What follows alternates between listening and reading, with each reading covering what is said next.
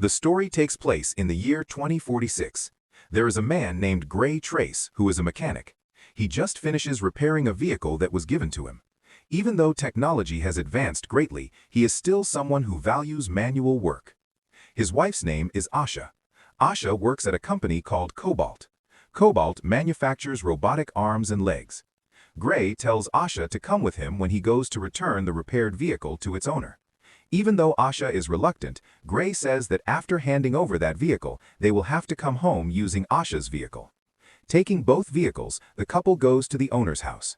The owner of the vehicle is Aaron Keene. He is the owner of a computer company called Vessel.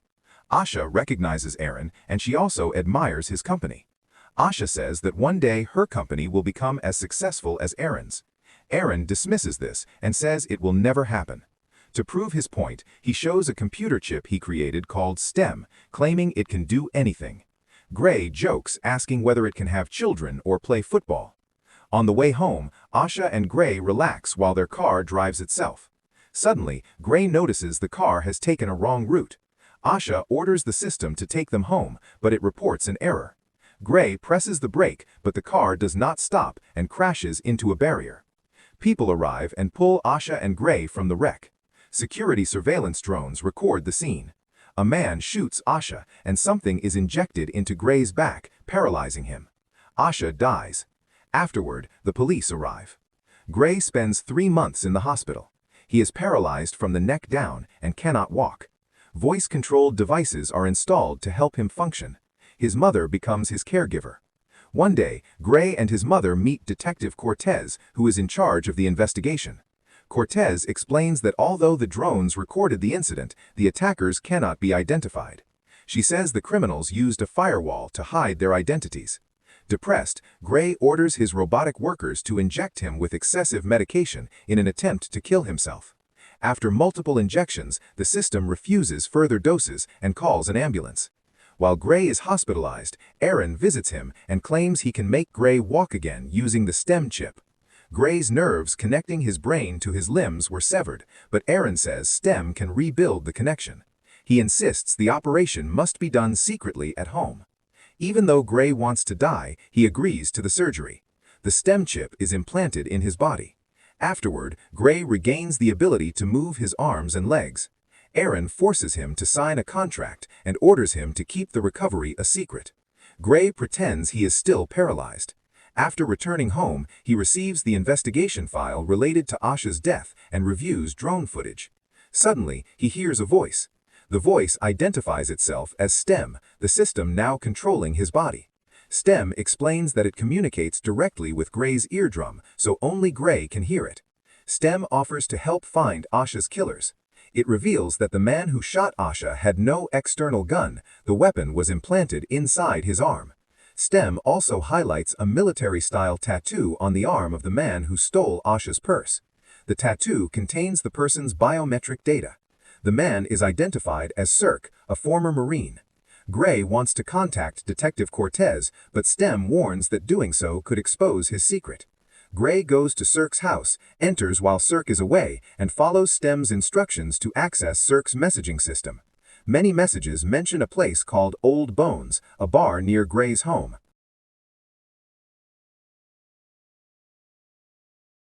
Cirque unexpectedly returns and attacks Gray.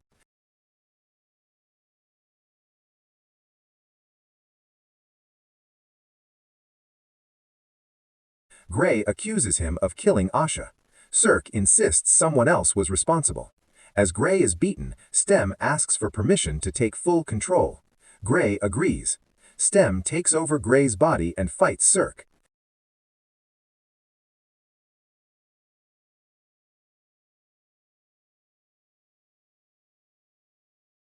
Cirque pulls a knife and tries to stab Gray, but STEM dodges the attacks and kills him.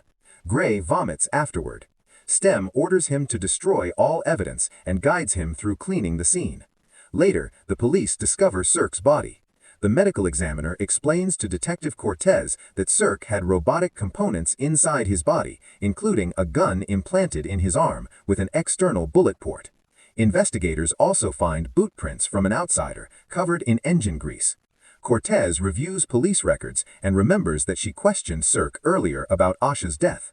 Drone footage from the time of Cirque's murder shows Gray nearby. Cortez adds Gray to the suspect list, but the system flags this as impossible due to his paralysis. Meanwhile, Aaron confronts Gray and reveals that he has been tracking him. When Gray asked whether Aaron knew STEM could talk, Aaron is shocked. Cortez visits Gray again, informs him about Cirque's death, and questions him based on the bootprint evidence. Gray denies knowing anything. Cortez leaves unconvinced. Determined to find Asha's killers, Gray follows STEM's advice and goes to the Old Bones bar in his wheelchair. STEM warns that if Aaron discovers this, he could remotely shut the system down. At the bar, Gray asks if anyone knows Cirque or the people who killed Asha. The patrons laugh. One man mocks him. Suddenly, Gray says, "I'm the one who killed Cirque." The man takes Gray into a private room, followed by others. The man reveals a gun implanted in his arm and admits he was part of the group that killed Asha. Gray hands over control to STEM. STEM begins to fight, but the man refuses to answer any questions. STEM tells Gray to use a knife, but Gray does not have the courage to stab or cut someone. While Gray looks away, STEM slashes the man. After that, the man starts answering the questions. The man's name is Tolan. Tolan says that a man named Fisk paid them to kill Asha. STEM shows that the man's technological implants were manufactured by the Cobalt Company. STEM says that before Aaron shuts it down, they need to find a hacker. STEM provides the address of a hacker named Jamie and tells Gray to go meet her. Gray leaves immediately. Since he is supposed to be in a wheelchair, he starts running instead. He locks the wheelchair and starts running in order to reach there faster. Meanwhile, Iran attempts to deactivate STEM. While they are on the way, STEM tells Gray to record Iran's IP address. Gradually, Gray's arms and legs begin to shut down. Meanwhile, Fisk arrives at the place where Tolan's body is, together with a friend of his named Wen. Fisk takes the data from the chip in Tolan's eyes. From those video frames, Fisk sees the address where Gray is going. Gray arrives at the place with difficulty and knocks on the door. Jamie opens it.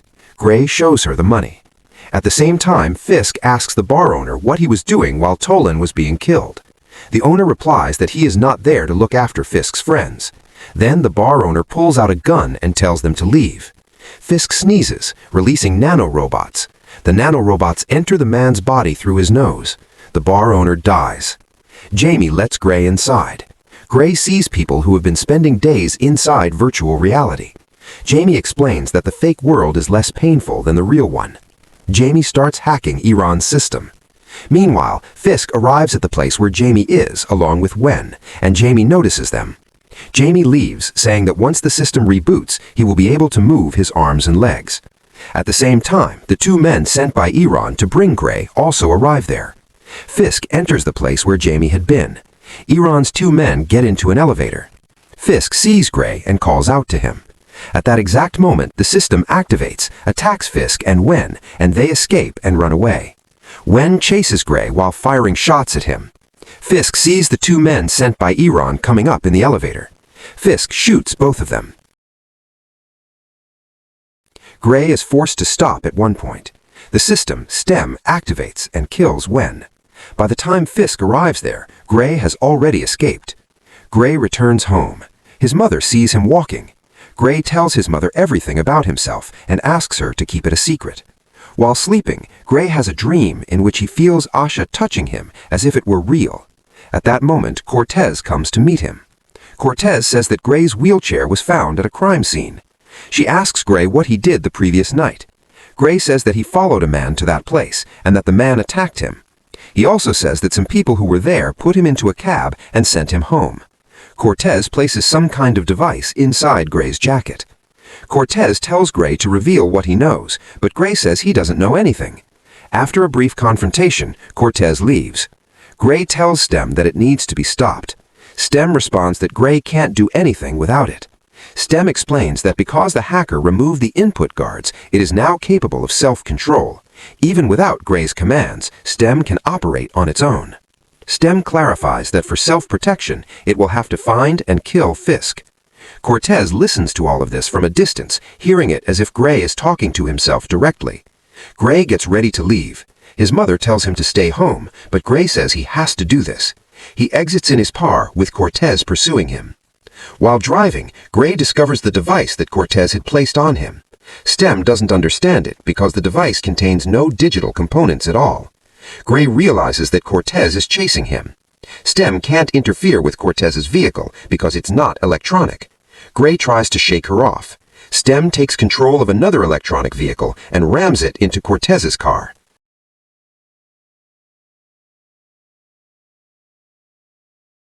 After that, Cortez goes to meet Gray's mother. Gray's mother explains everything to her. Then Gray arrives at the place where Fisk is and captures him. Fisk tells Gray that he had once been a disabled soldier. He further says he does not want to kill Gray, though he can do it with a sneeze. People had used him for laboratory experiments, and his job was to paralyze Gray. Fisk also says that Asha was killed just to take the money. Gray fights Fisk.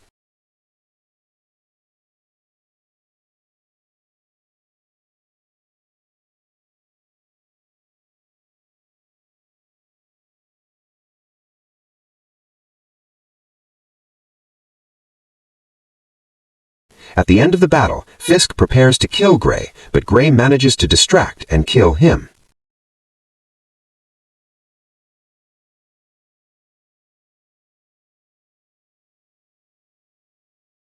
Stem tells Gray that he needs to find the person who paid Fisk to disable him. Gray finds a conversation on Fisk's phone with Iran. Gray infiltrates Iran's house and kills 2 guards there. Iran tells Gray that he has nothing to do with what happened. At that moment, Cortez appears behind Gray carrying a gun. She tells Gray to remove the gun and lie down on the floor. Gray says, "I'm not the one doing these things." Gray lies down, and as Cortez approaches to grab him, Stem rises. Stem catches Cortez and tries to kill her. Gray fights Stem to stop it. Gray uses a knife to pull Stem's arm towards himself. Stem lets go of the knife and grabs Cortez again. Cortez, following Gray's instructions, uses the Tesser device to disable Stem. Iran approaches Gray with a gun. He tells Gray that he hasn't controlled his company for years. Stem controlled everything. Iran says that Stem must take responsibility for what happened. Stem had realized that Iran needs to be eliminated because he could create another Stem. At that moment, Stem takes control of the house, distracting Iran. When Iran lowers his gun, Stem strikes and kills Iran. Stem also moves to kill Cortez. Gray fights Stem again. Gray shoots himself, but simultaneously he is pulled into a virtual reality bed. His limbs still work. Asha appears to him and speaks, saying that they were in danger and he had been unconscious for a few days. Cortez says, "This isn't you, it's Gray." Stem says, "Gray isn't here. The fake world is less painful than reality." Stem kills Cortez.